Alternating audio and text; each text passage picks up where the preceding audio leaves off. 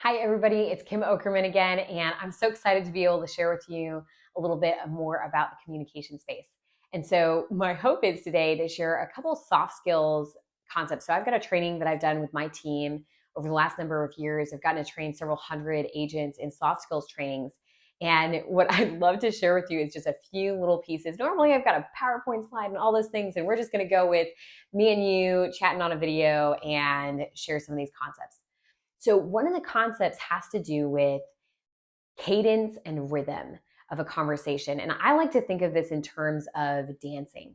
So, about a year and a half ago, me and two of my sisters got really involved in dancing and started learning it as a hobby. And we specifically started learning ballroom and West Coast swing, and all of those are partner dances.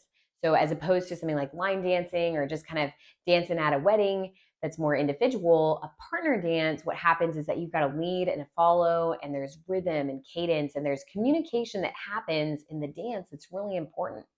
And so I started recognizing that there's some things about dancing that I'm learning about life. And so one of them would be related to this idea of rhythm and cadence. So in a dance, you want to have a variety of paces. And so when you're having a conversation, think about if you're having a conversation and someone never stops to listen. This is a video, so I'm sorry, you just got to hear me talking the whole time. But if we were having a conversation and I never stopped, I never paused, I never listened, I never asked questions, man, essentially that's just a monologue that happens to have another person nearby, right? That's not a conversation. So in that, as a leader of a conversation, let's say that you're in business and you've got a product or service that you're trying to communicate with someone, a potential that you might be able to help. Well, you want to make sure that you're kind of considering the rhythm. Consider how fast you're talking or how slow you're talking. Consider changing the pace at times. I think about in music too, like we want to have ebbs and flows. We want to have times that are faster and more engaged and the lean in conversations, the higher intensity moments. But then we also want some of the times that it's a little bit more relaxed, a little bit more chill, a little bit more quiet. And those things all add to the dynamic of a good musical piece, a great dance, and a great conversation. And so keep in mind, something that I've done is that, over the last 5 years in business, it's been mostly virtual communication, which has its own unique set of challenges and dynamics related to virtual communication. But one of the things that I have done is periodically I'll record myself, maybe like even like moments like this, right? I'll record myself and then I'll be able to watch and see, okay, how do I need to change my communication? Maybe I'll record myself on how am I sharing about our company, the vision, how we're able to serve families.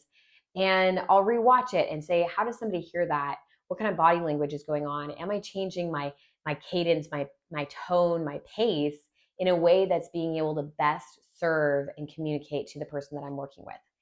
And so that would be one thing. The other thing about leading a conversation or the dancing concept, in a conversation, you'll often have somebody kind of leading and following. So in dance, sometimes when we think about leadership, we're like, oh, I'm the leader and you must follow me, you know? But really, when it comes to dance, it's more of the leader makes a suggestion of like, hey, I'd love for you to turn right now. And it's all communicated through he's not saying that, or he or she's not saying that. It's all communicated through what we're doing. But when it comes to leading, it's this option. We're saying, hey, here's a path forward. Would you like to take it? And the follower gets to choose to accept. And so when we're leading a conversation, we can open up a topic, or we can open up a space that we might be able to discuss or consider more. And the other person has the option to jump into that or not. I might ask a question like, hey, I know that you had a challenging exam last week. How did that go? And someone might say, man, thanks so much for asking. Actually, like it went really well. Or man, it was really challenging. Or maybe they say, thanks for asking. Honestly, I was kind of disappointed. I'd rather not talk about it. Okay, so they just now communicated that's not the path that they want to go on. Maybe they now almost like take some leadership and they say, but honestly, we could talk about, the weather, or we could talk about coffee, or we could talk about XYZ, whatever it might be. And they might take leadership in that conversation. And now I get to say, oh yeah, that sounds perfect. Let's talk about the weather. Right? So these types of things allow us to have these changes in the conversation. So let's take that back into like something like a business space where really, like if somebody's coming to us and they're looking at exploring our business to see if we're a good fit for them, there's a both and, right? We're both in that conversation to see if there's a mutual fit. But there's a good chance that if it's my business, I'm going to be kind of helping take some initiative and directing that conversation. Now, with that, let's say that we're sitting down with someone who's more of a talker and very social. And let's say that we have a specific amount of time. We don't have it all day. Let's say we have 30 minutes and we need to discuss what are somebody's goals, what are their dreams, are we a good fit for them, can we help them, etc.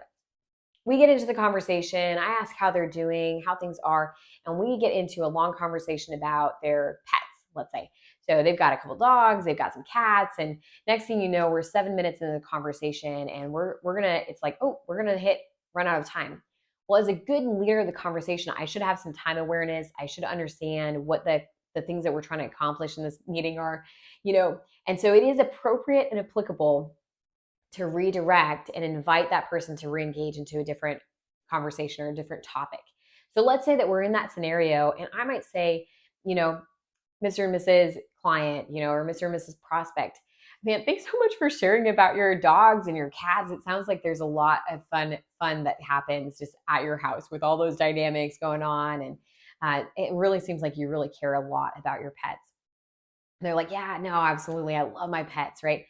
And I'm like, I know that we have a limited amount of time and I want to respect your time. I know that we had some specific things that we wanted to talk about. Would it be okay if I kind of pivot into, I'd love to hear a little bit about what you're hoping for out of this conversation. And then two, a little bit about our company. I'd love to hear what is it that intrigued you to learn a little bit more. And that way we could jump in and dive into that conversation. Is that okay if we pivot into that conversation? And they say, oh yeah, absolutely, no big deal, let's do it, right? Especially if we already knew that was like the goal of the meeting. And so now we just pivoted the conversation and we're going to be able to continue to move forward. Now, sometimes I think, especially early in learning to lead conversations, some people can pivot too hard or they can be too task oriented and they can just always be on time and forget to leave room and breathing room for those conversations and some of the just get to know you part of conversations.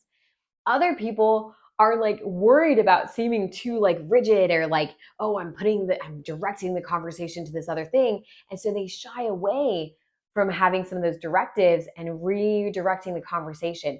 And so obviously, as we go in through communication, we're working with people, we need to find a balance in that and learn how to navigate some of those dynamics with people. We'll learn how different people function.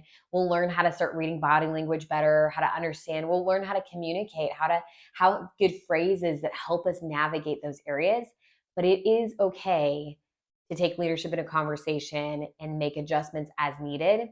And that's kind of part of that idea of the rhythm and the cadence and understanding that often in a conversation, there's some sort of outcome. Maybe it's connection. Maybe it's relational connection. Maybe it's understanding. Maybe it's just, hanging out, getting to know each other. Maybe it's, for a specific passing on of communication or information that one person is going to pass on information to another person. Maybe it's to make a decision. All of these things, whatever the outcome may be, we do want to be considerate of that in how we're directing and leading a conversation. So those are some concepts about communication. I hope this helps. Look forward to talking with you all soon.